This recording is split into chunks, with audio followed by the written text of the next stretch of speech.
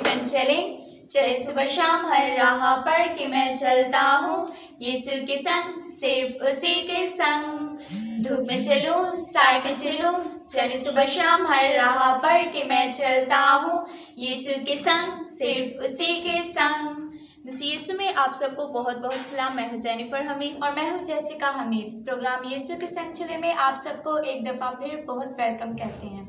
दोस्तों, हमारी वीडियोस को मज़ीद देखने के लिए हमारे Facebook page assemblies of God church को फॉलो कर लें और साथ ही साथ हमारे YouTube channel AOG church Pakistan को सब्सक्राइब करके बेल आइकन को प्रेस कर दीजिए ताकि हमारी हर आने वाली नई वीडियो आप तक पहुंचती रहे और आप खुदा के कलाम के साथ जुड़े रहे।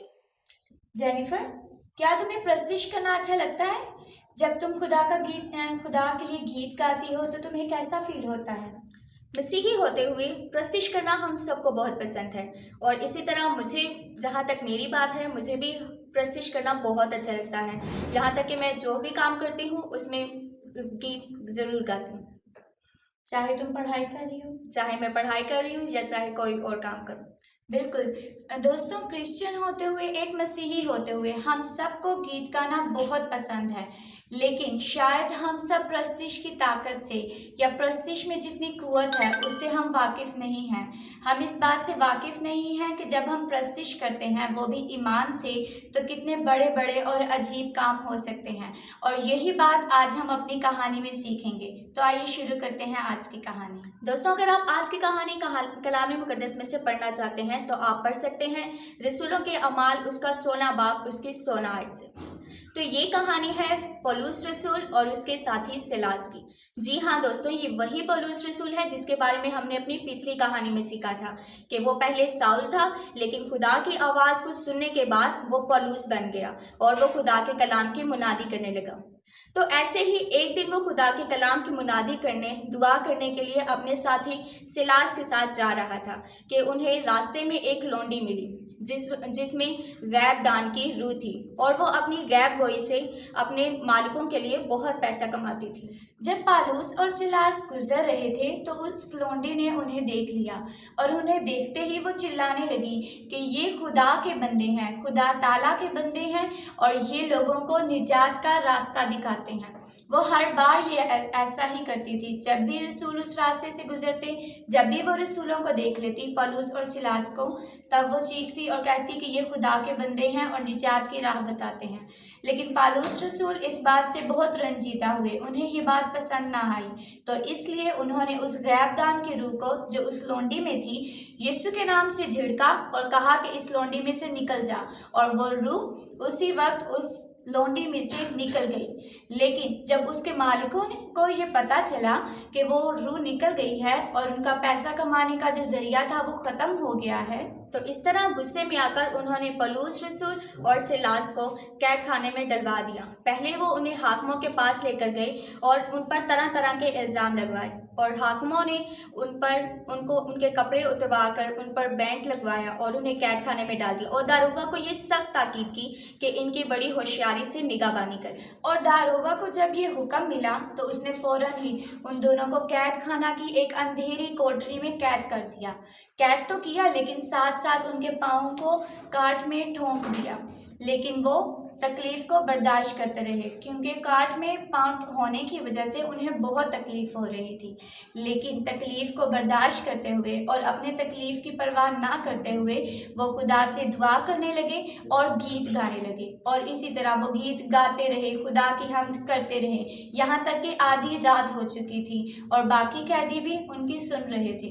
तो अचानक बहुत शदीद ज़लज़ला आया। वो इस कदर शदीद था कि कैद खाना की बुनियाद हिल गई और कैद खाना के सारे दरवाजे खुल गए, यहाँ तक कि जो जंजीरें उन्हें बांधी हुई थी वो भी खुलकर गिर पड़ी। और इस तूफान और इस जोर की वजह से जो दारोगा था नींद से जागा, और जब वो जाग उठा तो उसने देखा कैद खाने के सारे दरवाजे खुल गए। तो वो डर गया और घबरा गया क्योंकि उसने समझा कि कैदी भाग गई। तो उसने अपनी तलवार निकाली और अपने आप को मार डालना चाहा, लेकिन पौलुस रसूल ने बड़ी आवाज़ से उसे पुकार कर कहा कि हम सब यहाँ मौजूद हैं, तू क्यों अपने आप को नुकसान पहुँचाता है।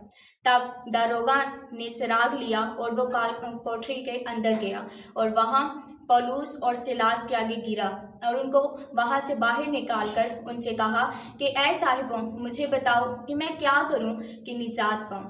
तब उन्होंने उससे कहा कि खुदावन यीशु मसीह पर ईमान ला तो तू और तेरा घराना निजात पाएगा। और इसी तरह फिर उसने उन रसूलों ने दारोगा को खुदा के कलाम की बातें बताई। उन्हें खुदा के कलाम की बातें बताते हुए उसे तौबा पर रजू किया और फिर इस तरह उसने ईमान लाया और तौबा को कबूल किया और यीशु मसीह को कबूल करते हुए बपतिस्मा लिया। तब वो रसूलों को अपने घर लेकर गया और उनके जख्मों को धोया और उनके आगे खाना रखा। तब उन सब ने मिलकर खाना खाया और उन्होंने बड़ी खुशी की। तो प्यारे दोस्तों, इस कहानी में हमने देखा बल्कि हमने सीखा कि हमें हर तरह की ज़िंदगी के हर तरह के हालात में, चाहे हम दुख में हों चाहे सुख में हों, जैसे भी हालात क्यों ना हो, हमें खुदा की प्रस्तिश करनी है, हमें उसकी हम्द करनी है। क्योंकि जब हम उसकी प्रस्तिश करते हैं पूरे ईमान के साथ तो मौजज़ात होते हैं और खुदा भी हमसे यही चाहता है क्योंकि वो प्रस्तिश को पसंद करता है। और अगर हम अपनी फ़िक्रों की परवाह किए बगैर खुदा की प्रस्तिश करते हैं, उसके हम्द के गीत गाते हैं, तो खुदा भी हमारी मदद करता है, जैसे उसने पौलुस और सिलास की। वो कैद खाना में थे, कोठरी में बंद थे, उनके पाँव भी काट में थे, लेकिन अपनी तकलीफ की परवाह ना करते हुए उन्होंने खुदा की हम्द की और इसकी वजह से खुदा ने उनकी मदद की और उनको उनकी सारी तकलीफ से आज़ादी दी और उन्हें रिहाई दी। और दोस्तों, आज अगर आप भी किसी मुश्किल में हैं, किसी परेशानी में हैं या किसी मुसीबत में हैं, तो याद रखें कि खुदा आपकी मदद करना चाहता है। बस वो आपसे इतना चाहता है कि आप उसकी प्रस्तिश करें, क्योंकि प्रस्तिश करना रास्तबाजों को ज़ेबा है। तो हमारा काम है कि हम उसकी प्रस्तिश करें, उसकी हम्द सताइश करें और वो हमारी ज़िंदगी के सारे हालात को हमारे लिए साजगार बना देगा। और बिल्कुल तब आप देखेंगे कि आपकी सारी मुश्किलात यीशु के नाम से दूर हो जाएंगी। तो क्या आप तैयार हैं अपनी तकलीफ़ों से, अपनी मुश्किलों से, अपनी बीमारियों से आज़ादी पाने के लिए? तो बिला नागा दुआ करें, खुदा के कलाम को पढ़ें, यीशु पर ईमान रखते हुए उसकी प्रस्तिश और उसकी हम्द सताइश करते हुए यीशु के संग चलते रहें। तो अब बढ़ते हैं आज के सवालों की तरफ। तो पहला सवाल, किन दो रसूलों को कैद खाना में डाला गया? दूसरा सवाल, कैद खाना में रसूलों के साथ क्या सलूक हुआ? तीसरा सवाल, कि पौलुस रसूल ने दारोगा से निजात पाने के लिए क्या कहा? चौथा सवाल, कि दारोगा ने जब वो जागा तो क्या किया? पांचवा और आखिरी सवाल, प्रस्तिश करने से कैद खाना में क्या हुआ? आप इन सवालों के जवाब हमें कमेंट सेशन में कमेंट करके बता सकते हैं। तो अब बढ़ते हैं आज के वर्शिप सॉन्ग की तरफ।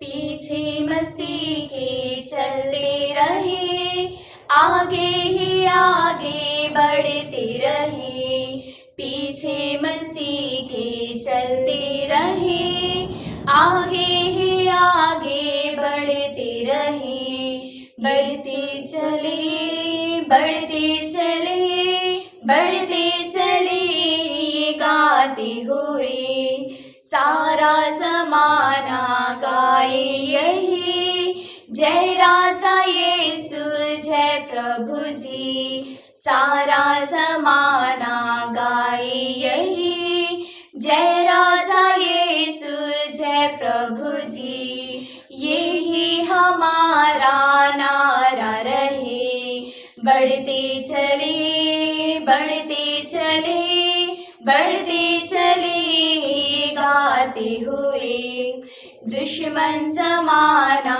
होता रहे, रंजो आलम की परवाह किसे, दुश्मन ज़माना होता रहे, रंजो आलम की परवाह किसे, वो है हमारा हम उसके, बढ़ते चले बढ़ते चले बढ़ते चले गाते हुए, पीछे मसीह के चलते रहे, आगे ही आगे बढ़ते रहे, पीछे मसीह के चलते रहे, आगे ही आगे बढ़ते रहे, यीशु के होते डर क्यों लगे, बढ़ते चले बढ़ते चले बढ़ते चले गाते हुए। तो प्यारे दोस्तों, ये था आज का वर्शिप सॉन्ग, आप इसे सीख सकते हैं। अब बढ़ते हैं आज की आयत की तरफ। तो आज की आयत है रसूलों के अमाल उसका 16 बाब उसकी 31 आयत। खुदावंद यीशु मसीह पर ईमान ला तो तू और तेरा घराना निजात पाएगा। आमीन। तो फिर मिलते हैं नए एपिसोड में, नई कहानी, नए वर्शिप सॉन्ग और नई आयत के साथ। तब तक के लिए यीशु के संग चलें। God bless you all.